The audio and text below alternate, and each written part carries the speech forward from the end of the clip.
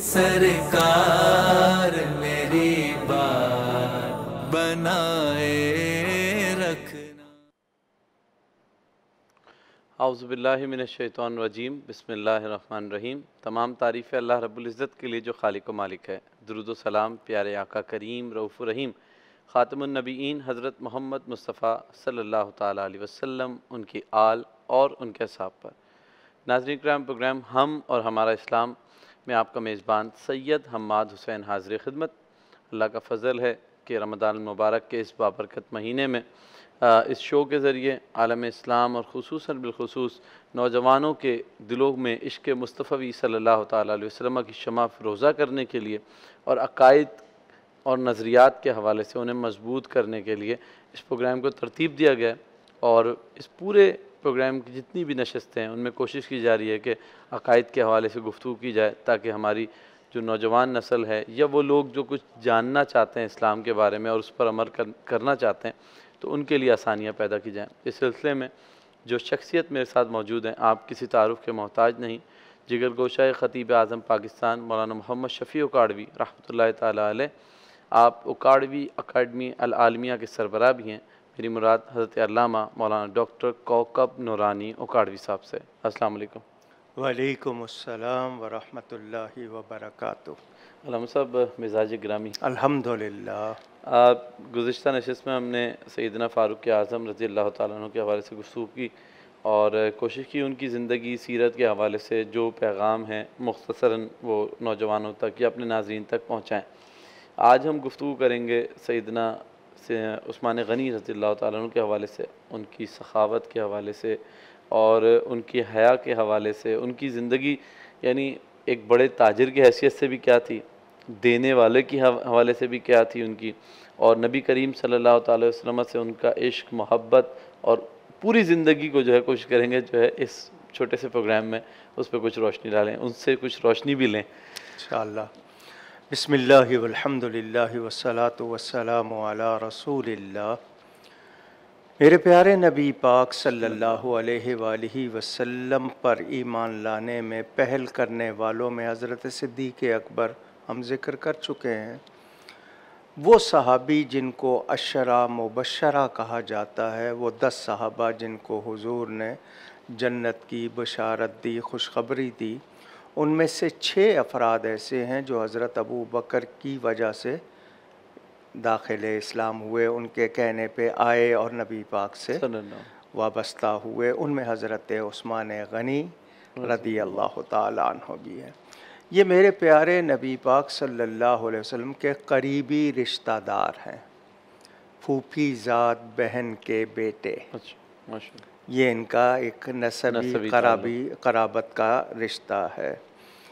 हुज़ूर अकरम सल्लल्लाहु अलैहि वसल्लम को इनसे बहुत प्यार था, यहाँ तक कि आपके बारे में एक बात सारी दुनिया जानती है कि इनको ज़िन्नूरैन कहा जाता है। ज़ुन्नूरैन या ज़िन्नूरैन, 2 नूर वाले। तो वो 2 नूर कौन है? वो नबी पाक सल्लल्लाहु अलैहि वसल्लम की 2 बेटियाँ, हज़रत रुक़ैया और फिर हज़रत उम्मे कुलसूम रदी अल्लाह अन्हुमा, यके बाद दीगरे, एक के बाद दूसरी इनके निकाह में आईं। तो ये दुनिया में वाहिद शख्स हैं जिनके निकाह में एक ही नबी की 2 बेटियां आईं। ये भी इनकी एक बड़ी शान है। इनके वालिद का नाम अफ़ान है, ताजिर थे, और हया के हवाले से इनके बारे में ये हदीस शरीफ है कि जिनसे फ़रिश्ते भी हया करते हैं। वो रवायत में आता है, नबी पाक सल्लल्लाहु अलैहि वसल्लम तशरीफ़ फरमा थे तो आपने जो तहमद पहनी हुई थी, नीचे जो चादर बांधी जाती है जिसको लुंगी भी कहते हैं, तो पिंडली मुबारक से कपड़ा थोड़ा सा हटा हुआ था। हज़रत अबू बकर आए, हुज़ूर उसी तरह बैठे रहे। हज़रत उमर आए, उसी तरह बैठे रहे। हज़रत उस्मान आए तो हुज़ूर ने उस हिस्से को फ़ौरन ढाँप लिया। तो फरमाया, मैं उस शख्स से हया क्यों ना करूं जिससे फ़रिश्ते भी हया करते हैं। तो इनकी ये एक शान, इनको हया के हवाले से ख़ास एक दर्जा हासिल है। नबी करीम सल्लल्लाहु अलैहि वसल्लम पर माल कुर्बान करने, जान कुर्बान करने, और सबसे बड़ी बात ये कि इन्होंने कई मर्तबा नबी पाक सल्लल्लाहु अलैहि वसल्लम से जन्नत ख़रीदी।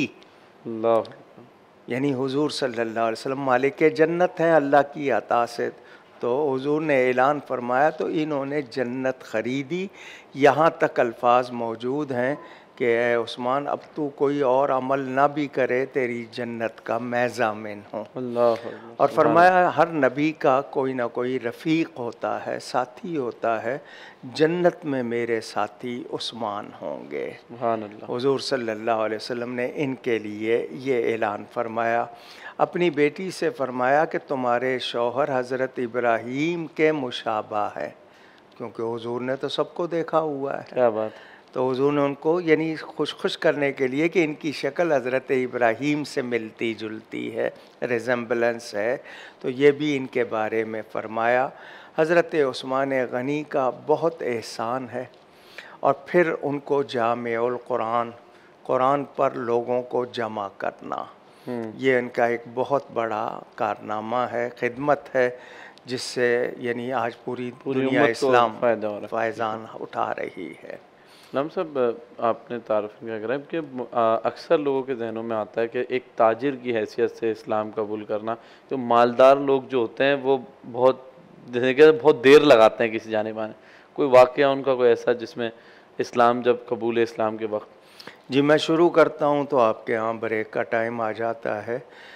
हज़रत उस्मान गनी रदी अल्लाह ताला अन्हो, लाज़मी बात है, मक्का में रहने वाले जो लोग थे उनके बारे में हमें तारीख़ जहाँ ये बताती है कि कुछ लोग इंसानी लिबास में दरिंदे बन चुके थे, वहाँ ये ऐसे लोग भी थे जिनके बारे में लोगों में ये तासुर था कि ये किरदार के लिहाज से या दूसरी चीज़ों से कुछ मौज़िज़ीन भी थे, मौज़िब भी कुछ यानी बेहतरीन रखते थे। हज़रत उस्मान गनी रदी अल्लाह ताला अन्हो ने नबी पाक सल्लल्लाहु अलैहि वसल्लम को जो पाया, एक तो ये कि सादिक और अमीन वो माशरा भी नबी को पुकारता था।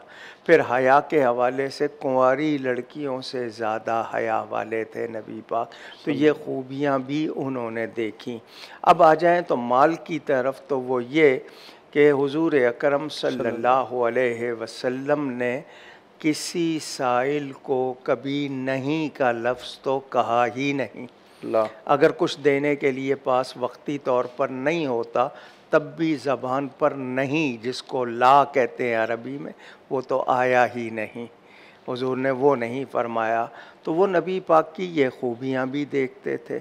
फिर तिजारत के हवाले से हज़रत सैयदा खतीजतुल कुबरा के साथ जो हुजूर की तिजारत थी वो भी उनके पेशे नज़र थी, उन्होंने उसको भी देखा था, मुशाहिदा किया था खुद, बिल्कुल देखा था। और फिर ये कि हुजूर सल्लल्लाहु अलैहि वसल्लम को जब सादिक कहा जा रहा है तो इसका मतलब उस मुआशरे में झूठ कितना होगा, क्या कैफियत होगी। उस मुआशरे में रह के नबी पाक ने ऐलान नबूवत से पहले जो अपना किरदार पेश किया था वो सब इन लोगों ने देखा हुआ था। और फिर हज़रत अबू बकर जैसी शख्सियत जब वो ईमान ला रही है तो उन्होंने इनको जब कहा तो इन्होंने देर नहीं लगाई, यानी ये नहीं कि मैं सोचूंगा फ़ैसला करूंगा, फ़ौरन कबूल कर लिया।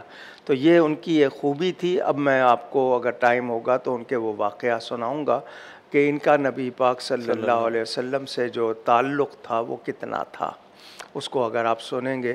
ख़ास तौर पर मदीना मुनव्वरा आने के बाद इन्होंने, ये 2 हिजरतों वाले हैं, इन्होंने हबशा की तरफ भी हिजरत की थी, तो उधर की भी हिजरत और फिर मदीना की भी हिजरत, तो 2 मरतबा इन्होंने हिजरत भी की है। ये भी उनकी एक खूबी थी।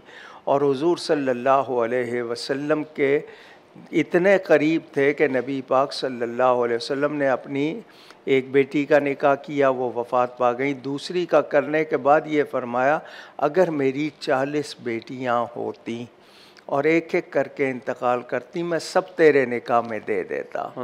इससे उनके किरदार की भी बात और नबी का उनसे ताल्लुक़ वो भी हम पर वाज़े हुआ। तो हम ये जान लें।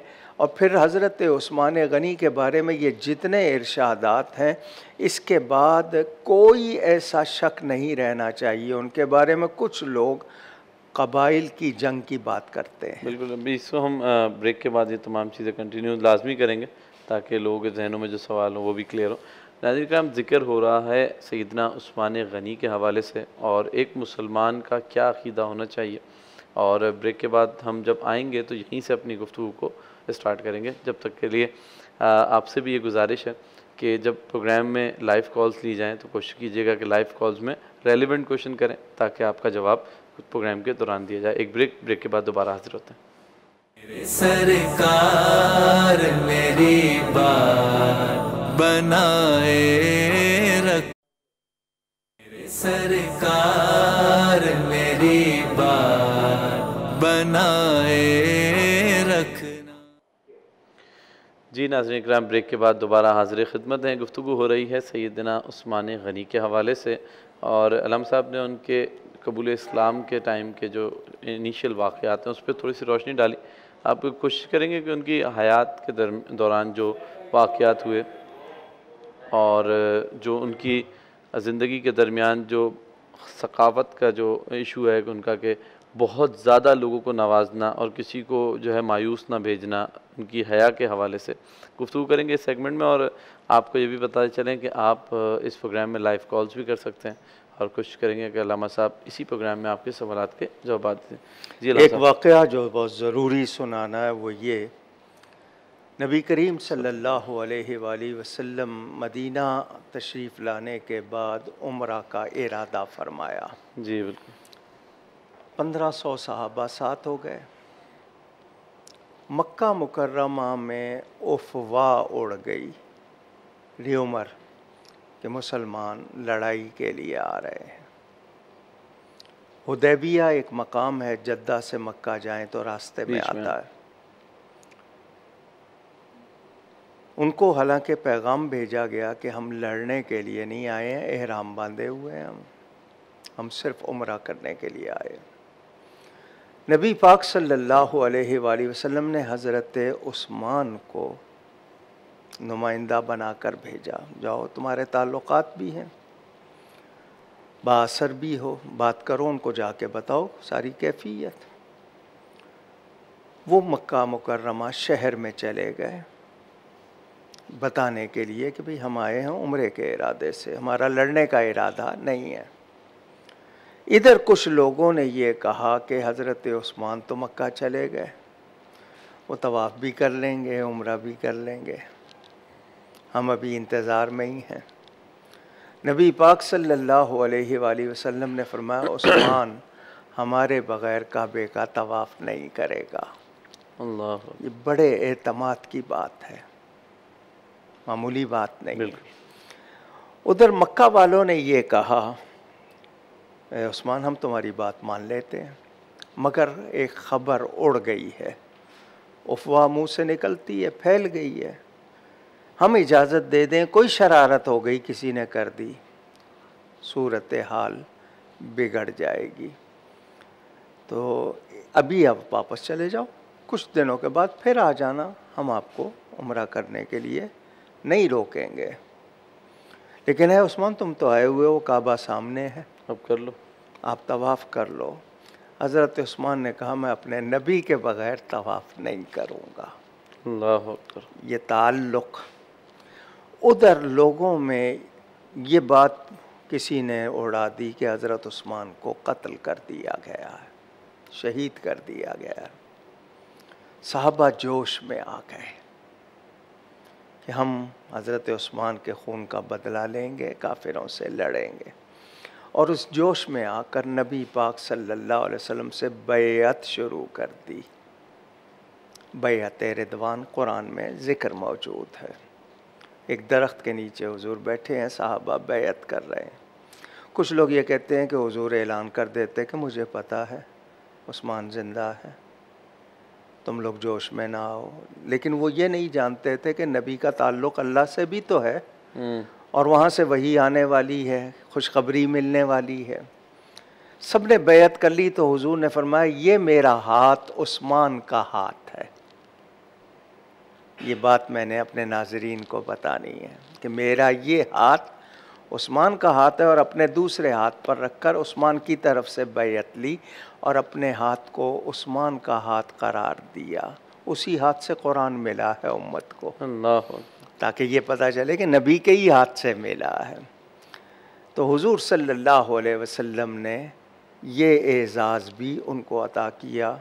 और फिर आयत नाजिल हुई, जिन्होंने दरख्त के नीचे नबी से बैयत की उनके लिए अल्लाह ने अपनी रज़ा और जो खुशखबरी दी हुजूर ने, अगर रोक देते तो फिर वो कहाँ मिलती। अल्लाह। दूसरी बात, मदीना मुनव्वरा आए, आप कह रहे हैं उनकी हया और सखा की बात। हज़रत उस्मान गनी रदी अल्लाह ताला अन्हो मदीना मुनव्वरा भी हिजरत करके आते हैं।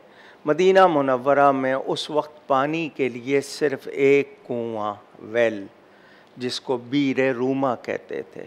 रूमा एक यहूदी था, उसका कुआं था, मीठे पानी का सिर्फ वो कुआं था। लोग इतनी दूर चल के जाते थे, वहाँ से पानी लेके आते थे, कोई आसानी नहीं थी।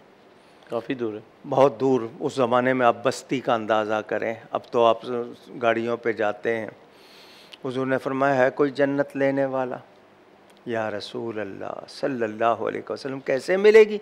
फरमाया, जो मुसलमानों के लिए पानी का इंतज़ाम करे। हज़रत उस्मान घर से जितनी नक़द रकम मौजूद है, सिक्के होते थे चांदी या सोने के, वो सिक्के लिए उस रूमा के पास गए कि क्या तू इसे बेचेगा? उसने कहा, मेरा चलता कारोबार है, मैं क्यों बेचूंगा? का सारा वक्त यहीं बैठे रहते हो, बेच दो, जितनी रकम इकट्ठी कमानी इकट्ठी मिल जाएगी तो मैं कुछ और कर लेना। उसने कहा, नहीं जी, दूर दूर तक कोई और पानी का, मीठे पानी का कुआं नहीं है, मैं क्यों बेचूं? बड़ा उसको ज़ोर लगाया, तरीक़े से समझाया, तेरे और 10 काम रुकते हैं, तुझे फुल टाइम ड्यूटी देनी पड़ती। वो नहीं माना। जब देख लिया कि किसी तरह नहीं माना, फरमाया, आधा बेच दे। उसने कहा, वो कैसे? दरमियान में पार्टीशन लगा दे, एक तरफ से तू पानी निकाल, एक तरफ से मैं निकालूंगा, तुझे अच्छी खासी रकम भी मिल जाएगी। अब वो सोच में पड़ गया और इस पर तैयार हो गया। हज़रत उस्मान गनी ने उसकी मुँह मांगी रकम उसको दे दी और आधा कुआं ले लिया और आकर हुजूर सल्लल्लाहु अलैहि वसल्लम को सारी बात बताई और मुसलमानों से कहा, जो जाए वहाँ जाके पानी ले ले, कोई रकम नहीं। उसने ये समझा था कि ये भी कारोबार करेंगे, बैठेंगे, बेचेंगे, हम दोनों में मुकाबला होगा, कभी इनका रेट ज़्यादा, कभी मेरा रेट, और वहाँ तो वो मुफ्त पानी। उनका हज़रत उस्मान ने कहा, मैंने ले लिया, मैं मुफ्त दूँ या जैसे मर्ज़ी करूँ, मेरा हो गया। वो जो गैर मुस्लिम आते थे पानी लेने, उन्होंने मुसलमानों से पूछा, हम तुम्हारी तरफ से पानी निकाल लें? उन्होंने कहा, निकाल लो। अब रूमा के पास कोई आ ही नहीं रहा, वो सारा दिन खाली बैठा हुआ है। उसने हज़रत उस्मान को पैगाम भेजा कि आपने मेरे साथ जो किया बड़ा आपने चालाकी की है, ये बाकी आधा भी ले लें। फरमाया, जब पहला आधा ख़त्म हो जाएगा तो बाकी आधा भी ले लेंगे।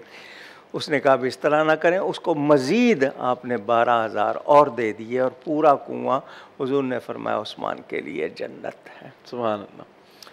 मस्जिद नबवी की तौसी होनी है, हज़रत उस्मान रकम दे रहे हैं, वो भी जन्नत ख़रीद ली उन्होंने। फिर वाक़या आया जंग तबूक के मौके पर, मुसलमानों का सख्ती का साल था, लश्कर बड़ी दूर का सफ़र था और बड़ी ताकत से मुकाबला था उस वक़्त ज़ाहिरी तौर पर जो थी।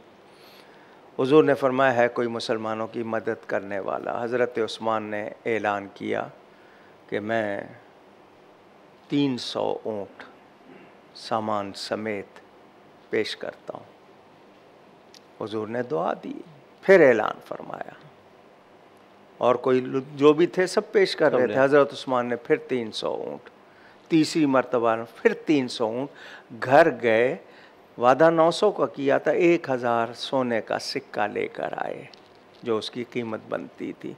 हुजूर के सामने ला के रख दिया। हदीस में हुजूर उनको हाथ फेरते थे और कहते थे, ए उस्मान, अब तो कोई अमल ना भी करे, तेरी जन्नत का मैं ज़ामिन हूँ। अल्लाह। ये तीसरी मर्तबा। इसके अलावा मुतअद्दिद वाक़यात।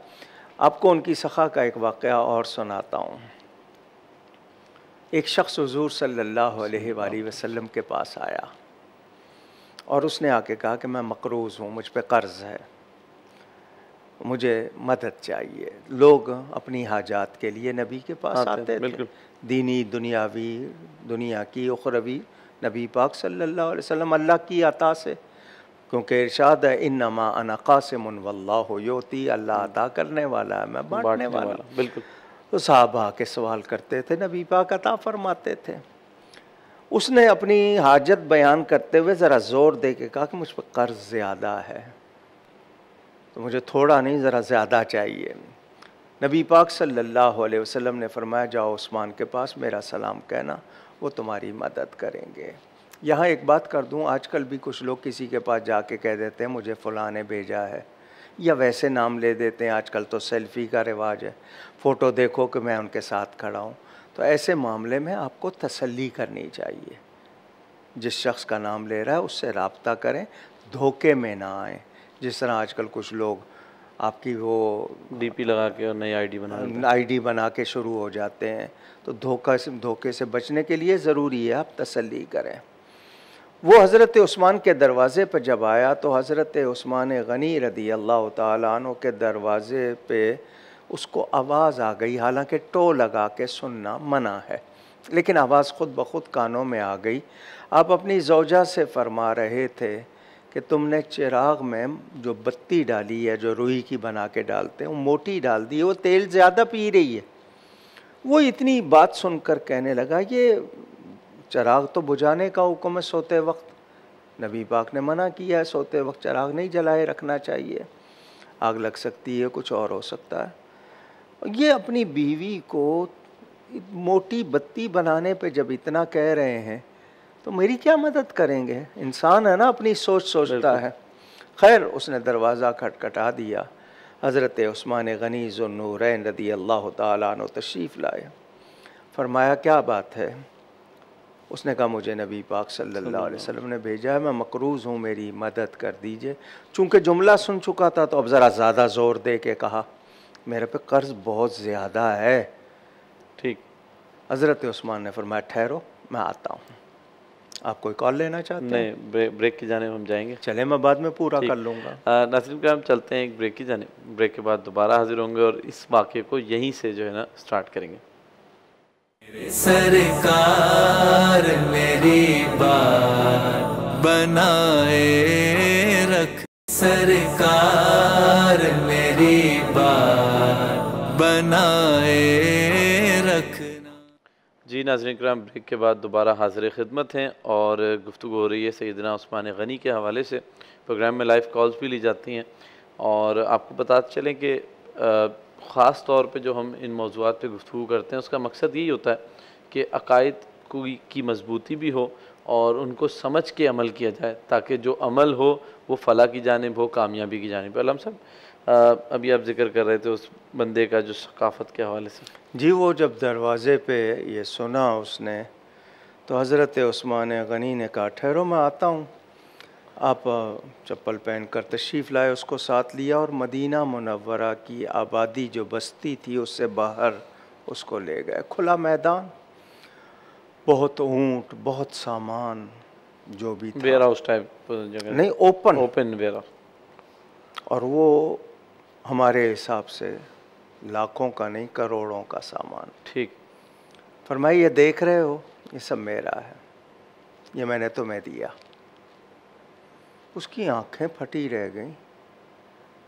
उसने कहा, मेरा कर्ज इतना तो नहीं है। फरमाया, तुम ही तो कह रहे थे कि मेरा कर्ज ज़्यादा है, बार बार सुना रहे थे।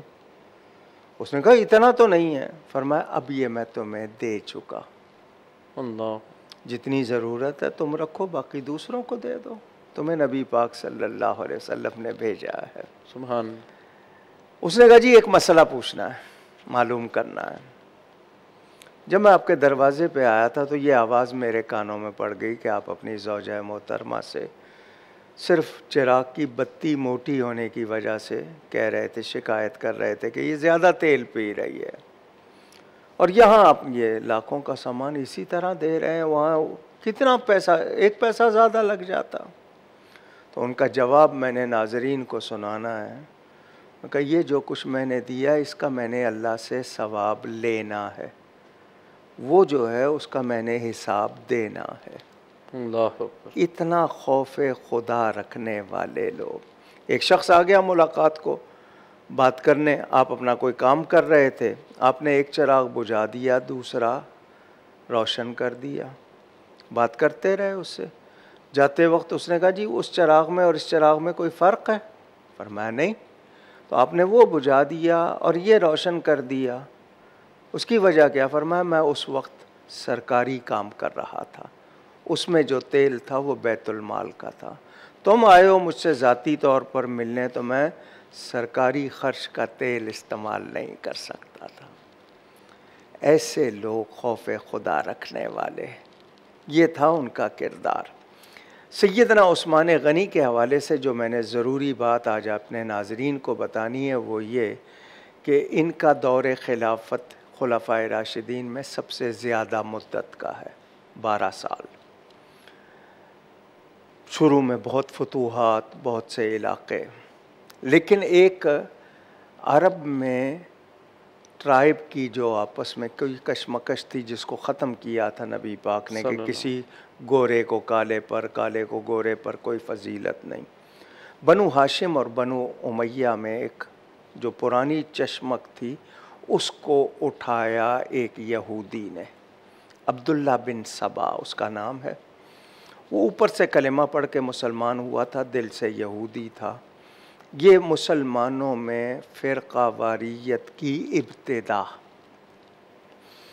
उसने यहूदी बड़े बड़े ताजिरों को उनको कहा कि इसी तरह ही रहोगे? उन्होंने कहा मुकाबला नहीं कर सकते। उसने कहा मेरी हिदायत पर अमल करते जाओ, जो मैं कहता जाऊँ करते जाओ, देखो मैं तुम्हें तुम्हारी दोबारा चीज़ें वापस दिलाऊँगा। यहूदी था, उसने कहा कलेमा पढ़ना होगा ज़बानी तौर पर, अंदर से यहूदी रहना, दिखावे को जो कुछ करना पड़ेगा करेंगे। और इस तरह हम मुसलमानों के अंदर दाखिल होकर जब तक वो उनको फूट नहीं डालेंगे, हम किसी तरह अपनी वो चीज़ें वापस रिवाइवल नहीं कर सकते। क्योंकि खैबर चला गया था, बैतुल मक़दस चला गया था, उनके सेंटर पॉइंट थे। इस शख्स ने आकर वो फितने किए हैं जो आज तक उम्मत भुगत रही है। हज़रत उस्मान गनी पावर में थे, खलीफा वक्त थे। मदीना मुनव्वरा में सबसे पहले आपके घर का मुहासरा किया गया, घेराव किया गया, आपके ख़िलाफ़ धरना दिया गया, पहली मर्तबा हुकूमत के ख़िलाफ़। क्या था? इल्ज़ाम लगाए गए कि ये अक़रबा परवरी कर रहे हैं, अपने लोगों को लगा रहे हैं। सहाबा किराम मौजूद हैं उस वक्त, जितने इल्ज़ाम ये लगा रहे, इसने वो इलाके चुने जहाँ अभी इस्लाम नया नया पहुँचा था, नई फतूहात, उन लोगों में जाके गलत किस्म के सवाल डाले, बहसें शुरू की, लोगों को अमल से दूर करके बहसों में उलझाया। ये सबाई टोला मशहूर है। हज़रत उस्मान गनी वो शख्सियत है, फरमाया मैं शहर रसूल में कुछ तो खून नहीं होने दूँगा। हालांकि आप हुक्म दे सकते थे, उनको कुचला जा सकता था, लेकिन आपने कहा कि कलेमा पढ़ रहे हैं, मैं कलेमा गो के ख़िलाफ़ इस तरह हुक्म नहीं दूँगा। और शहर रसूल को और नबी पाक सल्लल्लाहु अलैहि वसल्लम ये सारी ख़बरें पहले दे चुके थे। मौलाए कायनात सैयदना अली करमल्लाहु ताला वजुल करीम ने उन सब के जवाब दिए। वो जितने एतराज़ात करते थे हज़रत उस्मान पे, सहाबा जवाब देते थे कि हज़रत उस्मान इन इल्ज़ामात से बरी हैं, इनमें कोई ऐसी बात नहीं। और नबी पाक सल्लल्लाहु अलैहि वसल्लम के हवाले से कितने इरशादात हैं इनके, और इनके एहसानात कितने हैं, वो याद दिलाते थे। इन्हीं लोगों ने, हज़रत अली ने अपने दोनों शहज़ादों को उनके दरवाज़े पे खड़ा कर दिया कि देखो कोई अंदर ना जाए। 40 रोज़ से ज़्यादा आपका पानी बंद रहा, हालांकि खलीफा वक्त हैं, मगर सब्र कर रहे हैं। पीछे से दीवार फांद कर लोग दाखिल हुए, आप कुरान की तिलावत कर रहे थे, रोज़े के साथ थे, उस हालत में आपको शहीद किया गया। सहाबा का बयान है कि अगर हज़रत उस्मान को कत्ल कर दिया गया तो ये सिलसिला ख़त्म नहीं होगा, मामूली बात नहीं है, और वही फितना चल पड़ा। एक कॉलर है। ज़रूर जी, अस्सलाम वालेकुम। वालेकुम सलाम। जी सर, कहाँ से और कौन बात कर रहे हैं? सर मैं सियालकोट से बात कर रहा हूँ। नबी पाक सल्लल्लाहु अलैहि वसल्लम ने अपनी 2 बेटियां हज़रत उस्मान गनी रज़ी अल्लाह ताला अन्हु आप निकाह च दित्तियां। ठीक है। ते लोग बोलते हैं वो आपकी सकी बेटियां ने, वो मुंह बलियां बेटियां थी, आपकी कोई बेटी है सकी? ठीक ठीक है, लोग कहते हैं सगी बेटियां नहीं थी। लोगों को किसी की बेटी हो और उसको कहा जाए कि ये तुम्हारी बेटी नहीं है तो ये उसके लिए क्या होगा? तो गाली होगी, गाली भी होगी, बिल्कुल। उस पर कितना बड़ा इल्ज़ाम। नबी पाक सल्लल्लाहु अलैहि वसल्लम की औलाद है, 4 बेटियां 3 बेटे, अगर कोई नहीं मानता तो वो नबी को गाली देता है, नबी की तौहीन करता है, उनकी दिल आज़ारी करता है। और जो लोग नबी को ईज़ा पहुंचाते हैं, कुरान पढ़ें कि उनके लिए अज़ाब अलीम है, उनके लिए कितने शदीद अहकाम हैं। मैं और आप गैरत वाले तो अल्लाह ताला कितनी गैरत वाला है, अल्लाह कितना बड़ा इल्ज़ाम लगाते हैं वो लोग। तो हज़रत उस्मान गनी रदी अल्लाह ताला अन्हो की पहली मज़लूमाना शहादत, और वो भी मदीना मुनव्वरा में। आपके जनाजे पे पत्थर मारे गए, आपको बकी शरीफ की हुदूद में दफन नहीं होने दिया गया, लेकिन उनकी कुर्बानियाँ कितनी हैं, उनके काम कितने हैं। वो जो फितना बर्पा किया, उसके बाद मुसलमानों में कत्ल व गारत नहीं रुक सकी। इससे अंदाज़ा करें कि इब्तिदाई दौर सहाबा किराम कितनी शान वाले मौजूद हैं, लेकिन यहूद ने मुनाफिकाना तौर पर मुसलमानों की वहदत, शौकत, अज़मत को तोड़ने के लिए साजिशें की, हम आज तक समझ नहीं पा रहे। तो हमें हज़रत उस्मान गनी के दौर से ये भी पैगाम मिला कि उन्होंने नबी पाक सल्लल्लाहु अलैहि वसल्लम की रिफ़ाक़त का हक़ भी अदा किया और उम्मत को पैगाम दे दिया कि हमें किस तरह रहना चाहिए। बिल्कुल। हम सब आखिरी लम्हात हैं, नौजवानों के लिए कोई पैगाम इनकी ज़िंदगी से? अभी जिस तरह एक सवाल आ गया, ये मुझे बताएं, ये साजिशें नहीं हैं? बिल्कुल है। ये मुसलमानों को तोड़ने की कोशिशें नहीं, नबी की शान घटाने की कोशिश नहीं। मुसलमानों को लड़वाने वालों से हमें बाखबर रहना चाहिए, हम दोस्त और दुश्मन को पहचानें। आज मुस्लिम उम्मा अगर मुत्तहिद हो गई, इनका मुकाबला कोई नहीं कर सकेगा, और यही कोशिश है कि इनको मुत्तहिद ना होने दिया जाए। तो हमें निस्बतों का ख्याल रखना है और इन हस्तियों का एहसान मानना, अपने मोहसिनों का एहसान मानना। बिल्कुल मोहसिन है उम्मत। अल्लाह करे कि हम सहाबा किराम की अज़मत को पहचानें। गुफ्तगू में मुझसे कहीं कोई गलती हुई हो, अल्लाह ताला उसके रसूल सल्लल्लाहु अलैहि वसल्लम की बारगाह में तौबा करता हूँ। बहुत शुक्रिया। नाज़रीन किराम, आज गुफ्तगू कर रहे थे सैयदना उस्मान गनी के हवाले से, और आइंदा की नशिस्त में भी सहाबा किराम के हवाले से गुफ्तगू होगी। कोशिश यही कर रहे हैं कि आप तक उन मौज़ूआत को पहुँचाया जाए जो कि आम तौर पर जिसके ऊपर गुफ्तगू नहीं की जाती, और अगली नशिस्त में मौलाए कायनात के हवाले से एक मुसलमान का क्या अक़ीदा होना चाहिए, उस हवाले से गुफ्तगू करेंगे। जब तक के लिए अपने मेज़बान सैयद हम्माद हुसैन को इजाज़त दीजिए। अस्सलामु अलैकुम। सरकार मेरी बात बनाए रख।